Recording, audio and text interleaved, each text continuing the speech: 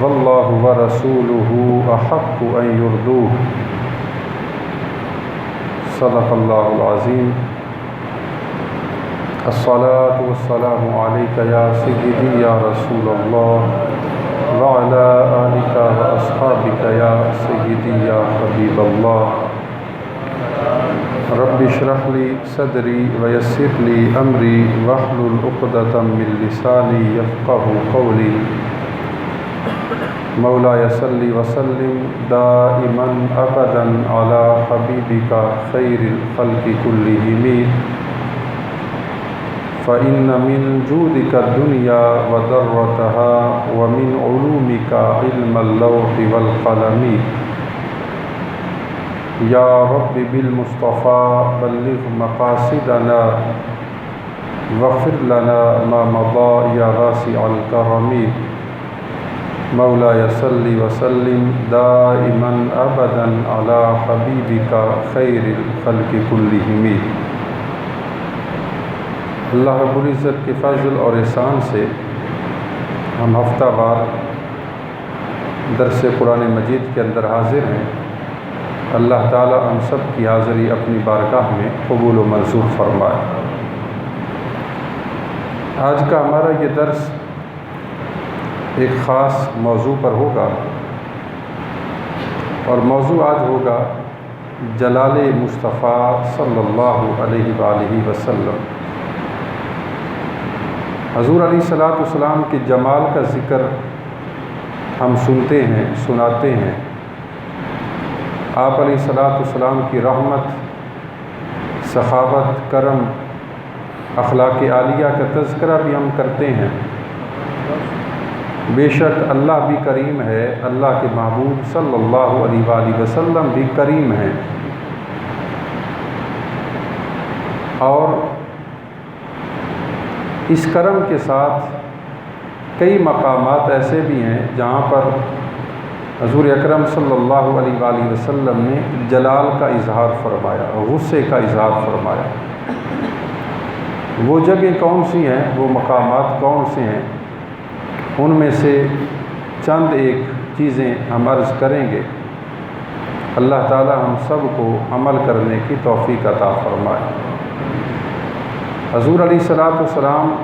رحیم و شفیق اتنے ہیں کہ اپنے دشمنوں کو معاف فرماتے ہیں۔ جنہوں نے آپ کے راستے میں کانٹے بچھائے، آپ نے انہیں بھی معاف فرما دیا۔ جنہوں نے آپ علیہ الصلوۃ والسلام پر دوران عبادت گندگی کے ڈھیر پھینکے، آپ نے انہیں بھی معاف فرما دیا۔ جنہوں نے آپ کو اپنا شہر، اپنا علاقہ چھوڑنے پر مجبور کیا، آپ نے انہیں بھی معاف فرما دیا۔ جن لوگوں نے آپ علیہ الصلوۃ والسلام پر ظلم و ستم کیے، آپ نے انہیں بھی معاف فرما دیا۔ اور وہ لوگ جنہوں نے آپ علیہ الصلوۃ والسلام کے چچا جان کو شہید کیا، آپ کے عزیزوں کو، پیاروں کو ستایا، میرے کریم نے انہیں بھی معاف فرما دیا۔ حتیٰ کہ جس نے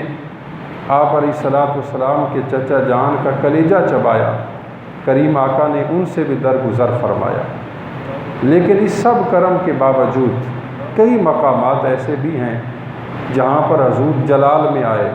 غصے میں آئے، اور آپ نے وہ بات دیکھ کر ناگوار گزری، اور آپ نے اس عمل کو ناپسند فرمایا۔ اس میں سے پہلا عمل یہ ہے کہ حضور علیہ الصلوۃ والسلام نماز پڑھانے لگے۔ آپ نے دیکھا کہ لوگ بہت کم ہیں، جماعت ہونے لگی ہے، اور جماعت کے اندر جو شریک افراد ہیں ان کی تعداد تھوڑی ہے، مختصر سے لوگ ہیں۔ حضور علیہ الصلوۃ والسلام جلال میں آ گئے۔ آپ نے فرمایا یہ لوگ اپنے گھروں سے نکل کر اللہ کے گھر میں کیوں نہیں آتے، نمازیں کیوں نہیں پڑھتے، باجماعت نماز کیوں نہیں پڑھتے؟ فرمایا اگر مجھے ان کے گھر کے بچوں کا خیال نہ ہوتا اور ان کے جانوروں کا خیال نہ ہوتا تو میں جاتا اور جا کر ان کے گھروں کو آگ لگا دیتا۔ اتنے کریم آقا، اور نماز باجماعت بلا عذر نہ پڑھنے پر اتنا جلال کہ فرمایا کہ میرا جی چاہتا ہے میں جاؤں اور جا کر ان کے گھروں کو آگ لگا دوں۔ اب یہ تو وہ لوگ ہیں جو نماز پڑھتے ہیں لیکن باجماعت نماز نہیں پڑھی۔ باجماعت نماز نہ پڑھنے پر، بلا عذر نہ پڑھنے پر اتنا جلال فرمایا، تو جو بندے بالکل سرے سے نماز پڑھتے ہی نہیں ہیں ان پر کتنا جلال ہوگا، کتنا غصہ ہوگا۔ اور کیسی عجیب بات ہے کہ ہمارے ہاں ایک مزدوری کرنے والا، محنت والا فرد، کسی جگہ پر نوکری کرنے والا انسان دھوپ کے اندر نوکری کرتا رہے گا، مزدوری کرتا رہے گا، بڑی مشکل کے اندر وہ اپنی نوکری کا وقت پورا کرے گا، چاہے وہاں پر گرمی ہو، جس طرح کا موسم ہو وہاں پر جائے گا۔ لیکن وہ بندہ جس کے لیے رب کے گھر میں ٹھنڈک کا انتظام کر دیا گیا، اس کے لیے اس دھوپ سے، گرمی سے بچنے کا انتظام کر دیا گیا، وہ بندہ باہر دھوپ کے اندر گرمی میں محنت مشقت کرے گا، لیکن کیسی عجیب بات ہے کہ ٹھنڈک کے اندر، اچھے ماحول کے اندر، رب کے گھر میں اس کی بارگاہ میں جھکنے کے لیے اس کے پاس وقت نہیں ہوتا، اس کے پاس فرصت نہیں ہوتی۔ تو یہ کیا بات ہے کہ ہمارے جسم تو مضبوط ہو گئے، ہماری روحیں کمزور پڑ گئیں، ہماری روح کے اندر نقص ہو گیا، کمی آ گئی، اور روح کے اندر جس طرح طہارت ہونی چاہیے تھی وہ طہارت ہمیں میسر نہ آ سکی۔ تو یہ پہلا عمل ہے، بلا عذر جماعت کو چھوڑنا، ایسا عمل جس پر میرے کریم آقا صلی اللہ علیہ وآلہ وسلم نے جلال کا اظہار فرمایا۔ اسی طرح ایک اور عمل جس کو دیکھ کر حضور اکرم صلی اللہ علیہ وآلہ وسلم آپ جلال میں آ گئے۔ آپ علیہ الصلوۃ والسلام نے وہ لوگ جو مسجد کے اندر بدبودار چیزیں استعمال کر کے، جن کے اندر سمیل ہوتی ہے، تھوم ہے، لہسن ہے، پیاز ہیں، فرمایا یہ چیزیں جو انسان کچی کھا کر آئے اور مسجد میں آ جائے، حضور علیہ الصلوۃ والسلام نے اس کو ناپسند فرمایا۔ فرمایا ان الملائکہ تتعزی منہ کما تتعزی الانسان، فرمایا فرشتے ان چیزوں سے اذیت محسوس کرتے ہیں، فرشتوں کو ان چیزوں سے تکلیف پہنچتی ہے کہ انسان جب رب کے گھر میں آتا ہے، تلاوت کرتا ہے، اللہ کا ذکر کرتا ہے، نماز پڑھتا ہے، اس کے آس پاس فرشتے ہیں، فرمایا اس کو سمیل کی وجہ سے، بدبو کی وجہ سے فرشتوں کو ایذا اور تکلیف پہنچتی ہے۔ فرمایا جو بندہ یہ چیزیں استعمال کر لے، کچی استعمال کرے، فرمایا وہ ہماری مسجد کے قریب نہ آئے، فلا یقربن مصلانا، ہماری مسجد کے قریب نہ آئے۔ کیوں؟ کیونکہ اس کے آنے سے، اس کے اس عمل سے اللہ کے فرشتوں کو ایذا اور تکلیف پہنچتی ہے۔ انبیاء کا کام لوگوں کو رب کے گھر کی طرف بلانا ہے، مسجد کی طرف بلانا ہے، لیکن یہ عمل ایسا عمل ہے جس کی وجہ سے حضور اکرم صلی اللہ علیہ وآلہ وسلم نے جلال کا اظہار فرمایا اور فرمایا کہ یہ عمل کر کے رب کے گھر کے اندر کوئی انسان نہ آئے۔ ہاں اگر ان چیزوں کو ایسا پکا لیا جائے کہ ان کی سمیل ختم ہو جائے، بدبو ختم ہو جائے، تو پھر انسان آ سکتا ہے۔ تو مسجدوں کو پاکیزہ رکھنا، صاف ستھرا رکھنا، خوشبودار رکھنا، یہ حضور اکرم صلی اللہ علیہ وآلہ وسلم کو محبوب ہے، اللہ کو محبوب ہے کہ اس کے گھر کو صاف ستھرا اور پاکیزہ رکھا جائے۔ اور انسان اگر مسجد میں آئے، کسی جگہ پر کوئی گندگی دیکھے یا کوئی ایسی چیز دیکھے جس سے مسجد کے وسعت میں فرق آ رہا ہے، مسجد کے جمال میں فرق آ رہا ہے، یا مسجد کے اندر وہ چیز اچھی نہیں لگ رہی، تو آدمی اپنے آپ کو بڑا سمجھ کر کہ کہیں میری عزت میں فرق نہ آ جائے، میں اس چیز کو نیچے سے کیسے اٹھاؤں،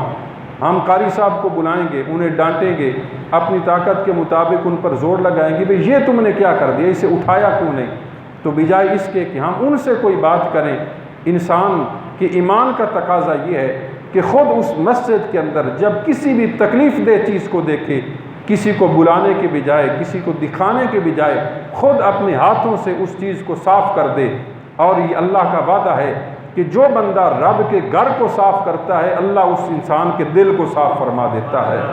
اس انسان کے دل سے اللہ نفاق ختم کرتا ہے، اس انسان کے دل سے اللہ بیماریوں کو ختم فرماتا ہے۔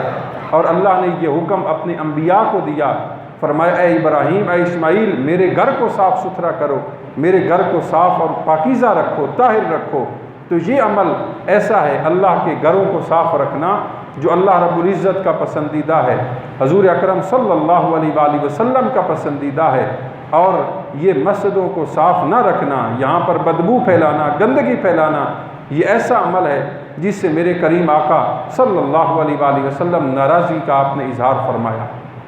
اسی طرح ایک اور عمل جس سے حضور علیہ الصلوۃ والسلام ناراض ہوئے، یہ ایسا عمل ہے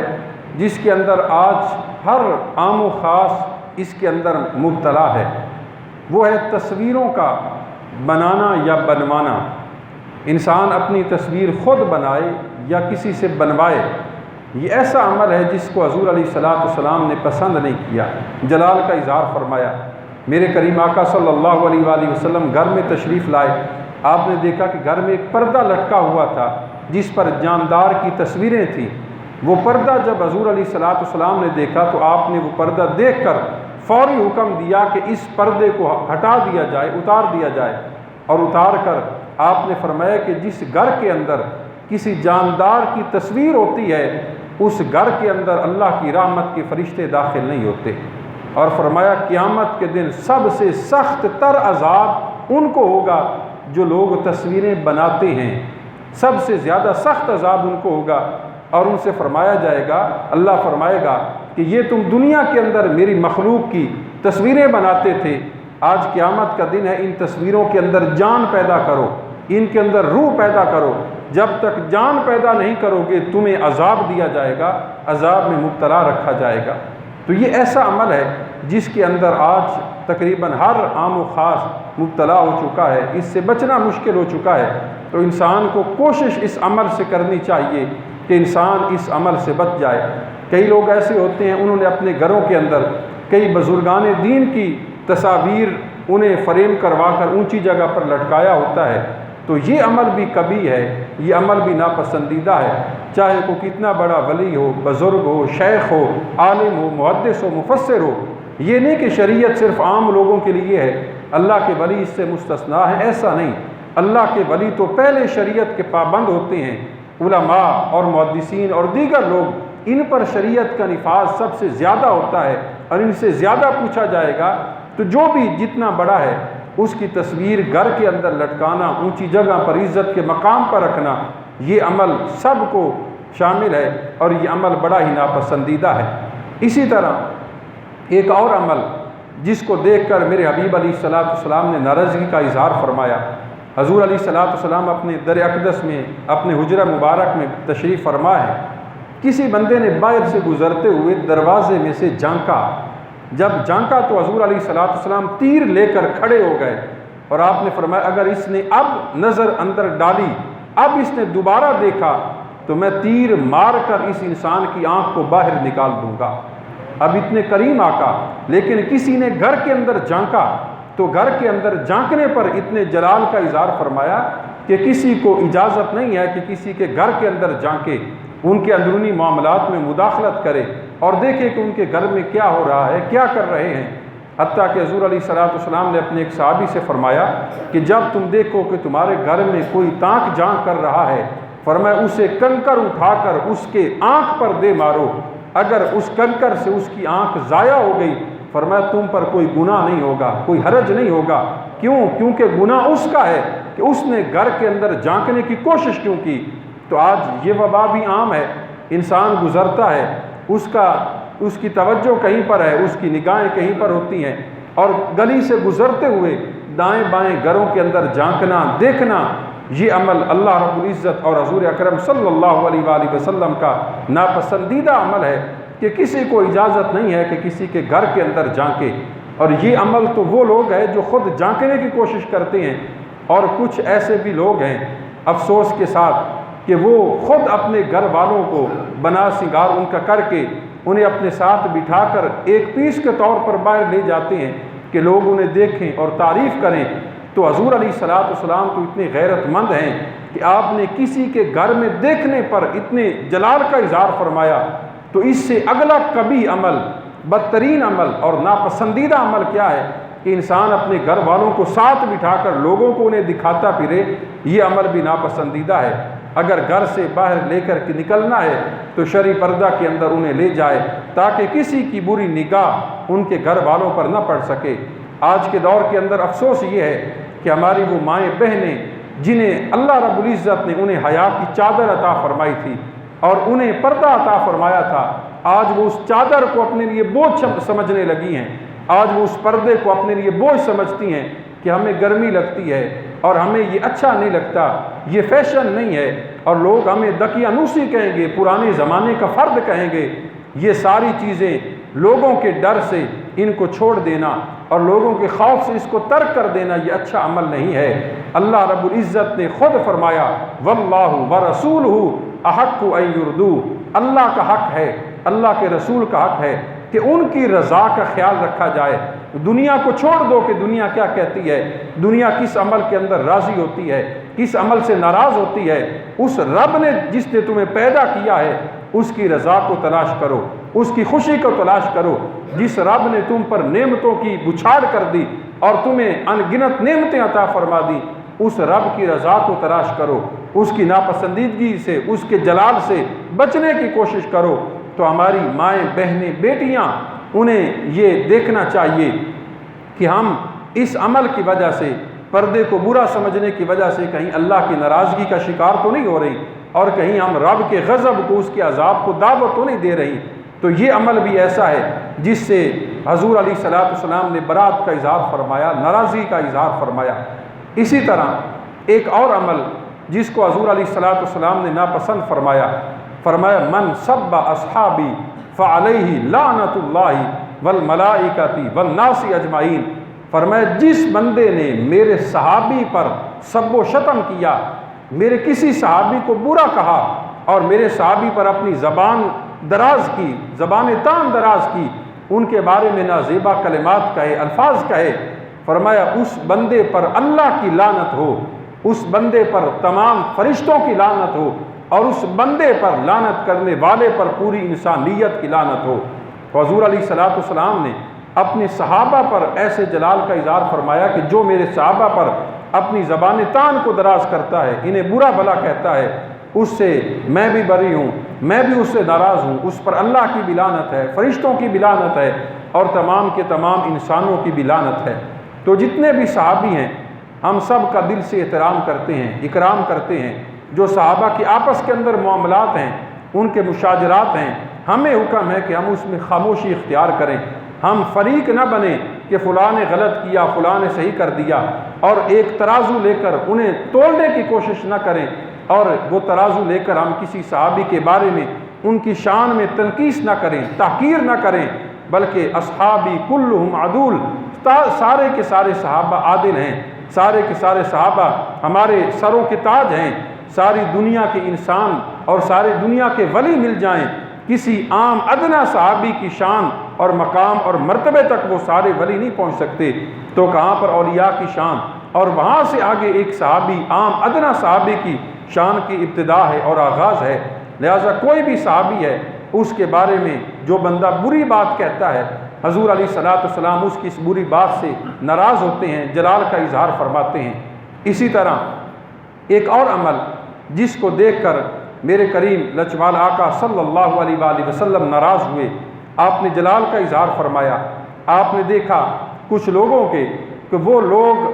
مرد ہیں اور مرد ہو کر وہ عورتوں کی مشابہت کر رہے ہیں، اور آپ نے کچھ عورتوں کو دیکھا کہ وہ عورتیں ہیں اور مردوں کی مشابہت اختیار کر رہی ہیں۔ حضور علیہ الصلوۃ والسلام نے فرمایا کہ وہ لوگ جو ایسے ہوں کہ رب نے انہیں مرد بنایا ہو، لیکن وہ مرد ہو کر عورتوں سی عادتیں اپنانے کی کوشش کریں، عورتوں جیسا لباس پہننے کی کوشش کریں، عورتوں جیسے بال رکھنے کی کوشش کریں، اور عورتوں جیسے انداز اور اطوار اپنانے کی کوشش کریں۔ فرمایا وہ مرد جو عورتوں کی نقل اتارے اور وہ عورت جو مردوں کی نقل اتارے، فرمایا ان کا جنت میں داخلہ تو دور کی بات ہے، وہ جنت کی خوشبو تک محسوس نہیں کر سکیں گے۔ حضور علیہ الصلوۃ والسلام نے اتنے جلال کا اظہار فرما دیا، اتنے غصے کا اظہار فرما دیا، اور آج ہمارے ہاں یہ بات عام ہے کہ عورتیں کوشش میں ہیں کہ ہم مرد بن جائیں، مردوں کی طرح ہم ہر کام میں آگے بڑھیں، ہم مردوں کے ساتھ شانہ بشانہ چلیں۔ شانہ بشانہ کا مطلب ہے مردوں کے کندھوں کے ساتھ کندھا ملا کر چلیں۔ رب نے عورت کو مرد کے شانہ بشانہ چلنے کا حکم نہیں دیا، رب نے عورت کو خانہ بخانہ رہنے کا حکم دیا۔ اے عورت، تیرا کام گھر کو سنبھالنا ہے، تیرا کام گھر کی حفاظت کرنا ہے، گھر کے معاملات کو چلانا ہے۔ اور عجیب بات ہے کہ ہمارے ہاں اگر ایک عورت کسی جہاز میں جاتی ہے، کسی بس میں جاتی ہے، لوگوں کی خدمت کرتی ہے، ان کے سامنے پانی پیش کرتی ہے، ان کے سامنے کھانے کی چیزیں دیتی ہے، اسے ہم کہتے ہیں کہ یہ تو بڑی جدت ہے اور یہ تو بڑی روشن خیالی ہے۔ لیکن جب وہی عورت اپنے گھر میں بیٹھ کر اپنی خاوند کو کھانا پیش کرتی ہے، اپنی خاوند کو پانی پیش کرتی ہے، اپنی اولاد کو کھانا اور پانی پیش کرتی ہے، ہم کہتے ہیں کہ ہم نے اس عورت کو محبوس کر دیا، ہم نے اس عورت پر ظلم کر دیا۔ یہ کیسی دوغلا پالیسی ہے اور کتنی بڑی منافقت ہے کہ وہی عورت جب بے پردہ ہو کر اور اپنے حجاب کو اتار کر غیروں کے سامنے جائے، ہم کہیں کہ یہ تو جدت ہے، یہ تو روشن خیالی ہے۔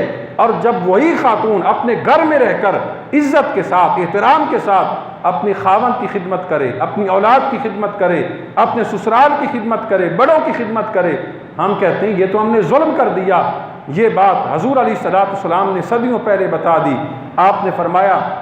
لوگ ہوں گے من تشبہ بقوم فہو منہم، فرمایا وہ لوگ غیروں کی مشابہت اختیار کریں گے۔ وہ کہیں گے جس طرف غیر جاتے ہیں، جس طرح راستے پر یہودی چلتے ہیں، جس راستے پر عیسائی چلتے ہیں، وہ لوگ مسلمان ہو کر اس راستے پر چلنے کی کوشش کریں گے۔ میرے حبیب علیہ السلام نے فرمایا من تشبہ بقوم فہو منہم، جو بندہ جس قوم سے مشابہت اختیار کرے گا، جس بندے کا رہن سہن جن لوگوں کی طرح ہوگا، جس بندے کا اطوار کردار جن لوگوں کی طرح ہوگا، فرمایا قیامت کے دن اسے انہی لوگوں میں سے اٹھایا جائے گا اور وہ انہی لوگوں میں سے شمار ہوگا۔ تو آج ہم دیکھیں ہمارے نوجوان کن کی نقل اتارتے ہیں، ان کی مشابہت کن کے ساتھ ہے، ان کے اٹھنے بیٹھنے کا انداز کس کی طرح ہے، ان کے کھانے پینے کا انداز کس طرح ہے، اور ان کے چلنے پھرنے کا انداز کس طرح ہے، حتیٰ کہ گھروں کے اندر گفتگو اور تکلم کا انداز کس طرح ہے۔ آج یہ ہم خود دیکھتے ہیں۔ تو حضور علیہ السلام نے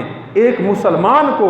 غیروں کی مشابہت کرتے دیکھ کر اس پر جلال کا اظہار فرمایا اور فرمایا یہ کسی کو اجازت نہیں ہے۔ اسلام والے کو، ایمان والے کو، اسلام نے ہم کو سب کچھ دیا ہے۔ فرمایا کون سی چیز ہے جو اسلام کے اندر نہیں ہے؟ ایسی کون سی چیز ہے جو ہمیں اسلام جس کی رہنمائی نہ کرتا ہو؟ فرمایا جو بندہ اسلام کے ہوتے ہوئے غیروں کی مشابہت اختیار کرتا ہے، وہ بندہ قیامت کے دن انہی لوگوں میں سے اٹھایا جائے گا۔ اسی طرح ایک اور عمل جس پر میرے حبیب علیہ السلام نے ناراضگی کا اظہار فرمایا، آپ جلال میں آئے، غصہ میں آپ آ گئے۔ ایک عورت جس کا نام فاطمہ تھا، ایک بڑے قبیلے سے، خاندان سے تعلق رکھتی تھی، اس نے چوری کر لی، چوری کا کیس اس پر چلا، مقدمہ چلا، اس پر چوری ثابت ہو گئی۔ حضور علیہ السلام نے فیصلہ فرمایا کہ اس عورت کے ہاتھ کو کاٹ دیا جائے، اس پر چوری ثابت ہو گئی۔ اب وہ لوگ چونکہ اپنے علاقے کے، قبیلے کے بڑے لوگ تھے، بڑا قبیلہ تھا، بڑا خاندان تھا، انہوں نے کہا کہ کیوں نہ ہم کوئی سفارش تلاش کریں، حضور علیہ السلام کی بارگاہ میں لے جائیں اور ان سے کہیں کہ ہماری اس بچی کے ہاتھ کو نہ کاٹا جائے۔ انہوں نے ایک سفارشی تلاش کیے اور لے جا کر حضور علیہ السلام سے سفارش کروائی۔ جب حضور علیہ السلام نے اس سفارش کو سنا، آپ سفارش کو سن کر جلال کے اندر آ گئے، آپ مسجد نبی میں تشریف لائے، منبر پر جلوہ گر ہوئے، سارے صحابہ کو جمع کیا، مخاطب کیا اور فرمایا جانتے ہو تم سے پہلی قومیں، پہلے لوگ ہلاک کیوں ہو گئے، تباہ و برباد کیوں ہو گئے، اور ان پر رب کا غضب اور رب کا عذاب نازل کس وجہ سے ہوا؟ فرمایا پہلی قومیں ہلاک اس وجہ سے ہو گئیں کہ جب اس قوم کے بڑے افراد جرم کرتے تھے انہیں چھوڑ دیا جاتا تھا، ان پر ان کا قانون لاگو نہیں ہوتا تھا، اور جب اس قوم کے چھوٹے افراد، کم تر افراد، عام اور معمولی انسان جرم کرتے تھے، ان پر اس کی سزا جاری ہوتی تھی، اس کی حد جاری ہوتی تھی۔ فرمایا یہ جو انصاف کے اندر ایک فرق تھا، امیر اور غریب کے اندر، بڑے اور کم تر کے اندر، اس فرق کی وجہ سے اللہ رب العزت نے ان قوموں کو ہلاک کر دیا، اپنا عذاب ان پر نازل کیا۔ فرمایا یہ تو فاطمہ نامی کسی اور قبیلے کی عورت ہے، تم کہتے ہو اس بڑے قبیلے کو دیکھ کر، خاندان کو دیکھ کر میں اس عورت پر حد جاری نہ کروں، اس پر میں اسے سزا نہ دوں۔ فرمایا یہ فاطمہ تو اس قبیلے کی ہے۔ فرمایا اللہ کی قسم اگر اس فاطمہ کی جگہ میری اپنی بیٹی فاطمہ ہوتی لقطعت یدہا، میں یہ نہ دیکھتا کہ یہ میری بیٹی ہے، میری صاحبزادی ہے، اسے تو میں چھوڑ دوں۔ فرمایا اگر اس فاطمہ کی جگہ میری بیٹی فاطمہ ہوتی، اس سے یہ گناہ اور چوری سرزاد ہوئی ہوتی، فرمایا میں اس کا ہاتھ بھی کاٹ دیتا، اپنی بات کو نہ دیکھتا، اپنے رشتے اور تعلق کو نہ دیکھتا۔ تو یہ عمل وہ تھا، سفارش کا عمل۔ جس کی وجہ سے حضور علیہ السلام نے اس کو ناپسند کیا اور ناپسند کر کے فرمایا پہلی قومیں اسی وجہ سے ہلاک ہو گئیں، تباہ و برباد ہو گئیں۔ آج ہم اپنے معاشرے کو دیکھیں، اپنے ارد گرد دیکھیں، ہم میں سے ایسے کتنے بڑے افراد ہیں جنہوں نے جرم کیا ہو انہیں سزا ملی ہو، ایسے کتنے وزراء ہیں جنہوں نے جرم کیا ہو انہیں سزا ملی ہو، اور ایسے کتنے بڑے وڈیرے اور چودھری ہیں یا ایسے کتنے جرنیل ہیں یا جج ہیں جنہوں نے جرم کیا ہو انہیں اس پر سزا ملی ہو۔ اور دوسرے ہم دیکھیں ایسے کتنے بے گناہ لوگ ہیں، غریب ہیں، حقیر ہیں، کمتر ہیں، لیکن وہ اپنے نہ کیے کی سزا بھگتتے ہیں۔ تو آج کے دور کے اندر وہی دور جاہلیت والا عمل، سفارش کا عمل، رشوت کا عمل، یہ ساری چیزیں وہ ہیں جن میں حضور علیہ السلام نے جن پر ناراضگی کا اظہار فرمایا کہ یہ سفارش ایسا عمل ہے جو اللہ کو بھی ناپسند ہے، اللہ کے محبوب صلی اللہ علیہ وآلہ وسلم کو بھی ناپسند ہے۔ اسی طرح ایک اور عمل جس کو آپ علیہ السلام نے ناپسند فرمایا، آپ نے فرمایا من صلی علینا السیوف فلیس منا، فرمایا جس نے ہم پر تلوار اٹھائی اور تلوار اٹھا کر اپنا نظریہ ہم پر مسلط کرنے کی کوشش کی، فرمایا جس نے کلمہ پڑھ لیا اس نے اپنی جان کو، اپنی عزت کو، مال کو محفوظ کر لیا۔ فرمایا جس مومن پر کسی اور نے تلوار کو اٹھا لیا، اگرچہ وہ کلمہ پڑھتا ہو، اگرچہ وہ رب کے قرآن کا داعی ہو، فرمایا جس نے تلوار اٹھا کر مسلمان پر حملہ کرنے کی کوشش کی، فرمایا فلیس منا، اس کا میرے ساتھ کوئی تعلق نہیں ہے، اس کا میرے ساتھ کوئی ناطہ نہیں ہے، اس کا میرے ساتھ کسی قسم کا کوئی تعلق نہیں ہے۔ آج کے دور کے اندر ایسی جتنی بھی تنظیمیں جو طاقت کے زور پر اپنی بات منوانا چاہتی ہیں، شریعت کو مسلط کرنا چاہتی ہیں، وہ حضور علیہ السلام کی اس فرمان کو سنیں، اور جو لوگ ان کی طرف جھکاؤ یا میلان رکھتے ہیں وہ بھی حضور علیہ السلام کی اس بات کو سنیں۔ وہ لوگ جو مسلمانوں پر حملہ کرتے ہیں، مسلمانوں کی جانوں پر حملہ کرتے ہیں، ان کی عزت آبرو اور ان کے مال کو ختم کرنے کی کوشش کرتے ہیں، وہ حضور علیہ السلام کی اس فرمان کو سنیں کہ آپ نے فرمایا جس نے ہم مسلمانوں پر تلوار کو اٹھایا اس کا میرے ساتھ کوئی تعلق نہیں ہے۔ گویا کہ اس عمل پر حضور علیہ السلام نے جلال کا اظہار فرمایا۔ اسی طرح ایک اور عمل جس کو حضور علیہ السلام نے ناپسند سمجھا، جس پر آپ علیہ السلام جلال میں آئے، غیروں کی کتابوں کو پڑھنا، بد مذہب لوگوں کی تحریف شدہ، تبدیل شدہ تحقیقوں کو، کتابوں کو پڑھنا، یہ ایسا عمل ہے جس پر میرے حبیب علیہ السلام ناراض ہو گئے۔ حضرت سیدنا عمر فاروق رضی اللہ تعالیٰ عنہ بیٹھے ہیں اور تورات کا مطالعہ کر رہے ہیں۔ حضور علیہ السلام تشریف لائے، آپ نے پوچھا ہے عمر کیا کر رہے ہو؟ حضرت عمر عرض کرتے ہیں یا رسول اللہ صلی اللہ علیہ وسلم تورات ہے، اس تورات کا مطالعہ کر رہا ہوں، تورات کو پڑھ رہا ہوں۔ جب حضور علیہ السلام نے یہ سنا کہ میرا صحابی اور وہ بھی حضرت عمر جیسا، اور وہ تورات جس کے اندر یہودیوں نے تبدیلی کر دی، تحریف کر دی، اسے بدل کے رکھ دیا، اس کا یہ مطالعہ کر رہا ہے، اسے پڑھ رہے ہیں، میرے حبیب علیہ السلام کے چہرے انور کا رنگ متغیر ہو گیا، جلال میں آ گئے، حتیٰ کہ حضرت عمر فاروق نے جب حضور علیہ السلام کی طرف نگاہ اٹھا کر دیکھا، انہوں نے پہچان لیا کہ حضور تو جلال میں آ گئے، ناراض ہو گئے، اور اس مقام پر میرے حبیب علیہ السلام نے فرمایا لو کان موسیٰ حیا لما وسعہ الا اتباعی، فرمایا اگر آج کے دور میں موسیٰ علیہ السلام خود زندہ ہوتے ان پر بھی لازم تھا میری اتباع کرتے، میری پیروی کرتے، میرے فرامین پر عمل کرتے، مجھ پر جو رب نے کتاب نازل کی ہے اس پر عمل کرتے۔ جب یہ تورات جس پر نازل ہوئی ہے اس کو میری اتباع کے بغیر چارہ نہیں ہے، تو اے عمر تم یہ کتاب تورات کیوں پڑھ رہے ہو اور اس کا مطالعہ کیوں کر رہے ہو؟ تو حضرت عمر فاروق کیا عرض کرتے ہیں، میں اللہ کی پناہ مانگتا ہوں اللہ کی ناراضگی سے، اللہ کے رسول صلی اللہ علیہ وآلہ وسلم کی ناراضگی سے۔ تو آج کے دور میں ہمارے وہ مسلمان بھائی، مومن بھائی جنہیں اپنی کتاب پڑھنی نہیں آتی، جنہیں قرآن پڑھنا نہیں آتا، جنہیں اسلام کے بنیادی عقائد کی معلومات نہیں ہیں، جنہیں اسلام کی ضروریات کا پتہ نہیں ہے، وہ آج غیروں کی کتابیں پڑھتے ہیں، تحقیق کرتے ہیں، اور وہ کتابیں جس پر اسلام پر اعتراض کیے گئے، جس پر حضور علیہ السلام کی ذات پر اعتراض کیے گئے، ایسے لوگ وہ کتابیں پڑھنے سے پہلے اپنا اسلام پڑھ لیں، اپنا دین پڑھ لیں، اس کو سمجھ لیں، اور اس کے بعد جب ان کے رد کے لیے وہ کتابیں پڑھیں گے ان کے لیے مناسب ہوگا۔ حضور علیہ السلام نے حضرت عمر فاروق جیسے انسان کو تورات پڑھتے دیکھ کر اس پر ناراضگی کا اظہار فرما دیا۔ اسی طرح ایک اور عمل جس پر حضور علیہ السلام ناراض ہوئے، آپ نے دیکھا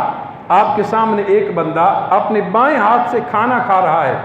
حضور علیہ السلام نے فرمایا کل بھی یمینک، اپنے دائیں ہاتھ سے کھانا کھاؤ، یہ بائیں ہاتھ سے کھانا نہیں کھانا چاہیے۔ اس نے کہا کہ میرا یہ دائیں ہاتھ میرے منہ تک نہیں پہنچتا۔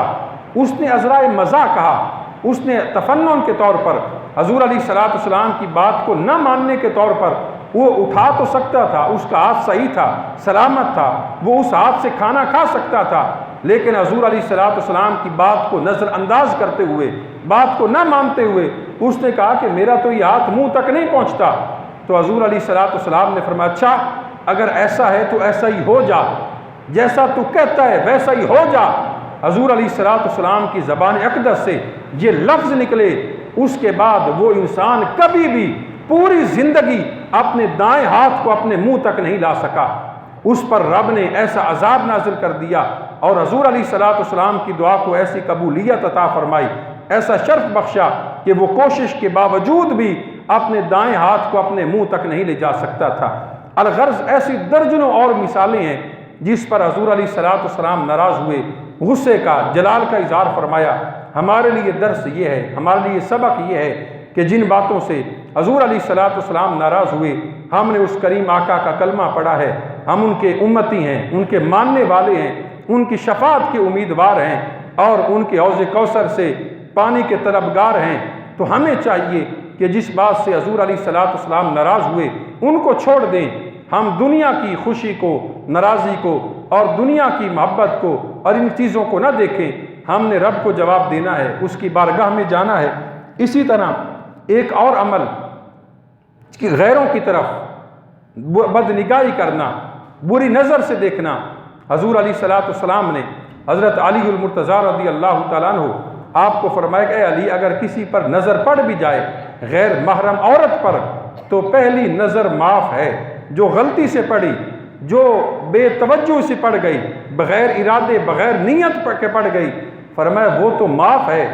لیکن جب اس کے بعد انسان دوبارہ نگاہ اٹھائے اور نگاہ اٹھا کر دیکھے، فرمایا یہ حرام ہے۔ اور حضور علیہ السلام نے فرمایا انسان کے ہاتھ بھی زنا کرتے ہیں، انسان کی آنکھیں بھی زنا کرتی ہیں اور انسان کے کان بھی زنا کرتے ہیں۔ فرمایا ہاتھوں کا زنا ہے بری چیزوں کو پکڑنا، بری چیزوں کی طرف اپنے ہاتھ کو لے جانا، اور فرمایا آنکھوں کا زنا ہے ان آنکھوں سے بد نگاہی کرنا، غیر محرم کو دیکھنا۔ فرمایا جو ایسا عمل کرتا ہے وہ آنکھوں کا زنا کرتا ہے۔ اور حضرت سیدنا عثمان غنی رضی اللہ تعالیٰ عنہ آپ کے دور خلافت میں آپ کے بیٹھے تھے، مجلس لگی تھی، ایک بندہ آیا،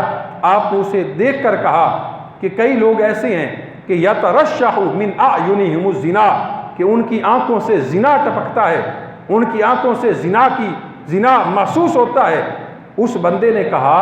اے عثمان غنی کیا اب بھی وحی کا نزول ہوتا ہے؟ وحی تو حضور کے زمانے میں ختم ہو گئی، اب یہ تمہیں کیسے پتہ چل گیا کہ میں بد نگاہی کر کے آ رہا ہوں اور آنکھوں کا زنا کر کے آ رہا ہوں؟ تو سیدنا عثمان غنی رضی اللہ تعالیٰ نے کیا فرمایا؟ فرمایا کیا تم نے حضور کا فرمان نہیں سنا؟ اتقوا فراست المؤمن فإنه ينظر بنور اللہ تعالیٰ، کہ مومن کے نور فراست سے ڈرو کہ مومن خود نہیں دیکھتا، وہ رب کے نور سے دیکھتا ہے۔ فرمایا میں نے رب کے نور سے پہچان لیا کہ تو ابھی بد نگاہی بد نظری کر کے غیر محرم کو دیکھ کے آ رہا ہے۔ تو ہماری مائیں بہنیں جو گھر سے نکلتی ہیں کسی بھی مجبوری کی وجہ سے، کسی عمل کی وجہ سے، تو ہم ان کو اپنی ماں سمجھیں، بہن سمجھیں اور ان کی طرف بری نگاہ سے، جانوروں اور حیوانیت والی نگاہ سے ان کی طرف نگاہ نہ اٹھائیں، بلکہ عزت کے ساتھ ان کو وہاں سے راستہ دیا جائے اور انہیں گزرنے دیا جائے۔ اسی طرح ایک اور عمل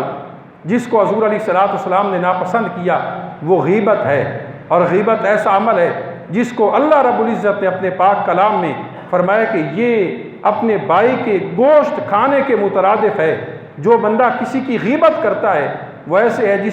جس طرح اس نے اپنے بھائی کا گوشت کھا لیا۔ تو کون ہے جو اپنے بھائی کا گوشت کھانا پسند کرے؟ تو یہ غیبت بھی ایک بہت ہی برا ہمارے ہاں معاشرتی عمل ہے، یہ ساری چیزیں جو میں نے عرض کی، بیان کی. اسی طرح جو بندہ زکوٰۃ کی وسعت کے باوجود زکوٰۃ نہیں کرتا اس پر حضور علیہ السلام ناراض ہوئے. جو حج کی طاقت کے باوجود حج نہیں کرتا اس پر حضور علیہ السلام ناراض ہوئے. جو لوگوں پر ظلم کرتا ہے اس پر ناراض ہوئے. جو جانوروں پر ظلم کرتا ہے اس پر ناراض ہوئے. جو کسی کا حق مارتا ہے اس پر ناراض ہوئے. جو چوری کرتا ہے اس پر ناراض ہوئے. جو لوگوں کو تکلیف اور اذیت پہنچاتا ہے اس پر ناراض ہوئے. الغرض یہ ساری چیزیں، بہت سارے اعمال ایسے ہیں جن سے بچنے کی ضرورت ہے. اللہ رب العزت ہم سب کی حاضری اپنی بارگاہ میں قبول فرمائے، اپنے پسندیدہ اعمال کرنے کی توفیق عطا فرمائے اور اپنے ناپسندیدہ اعمال سے بچنے کی، محفوظ رہنے کی توفیق بخشے. وآخر دعوانا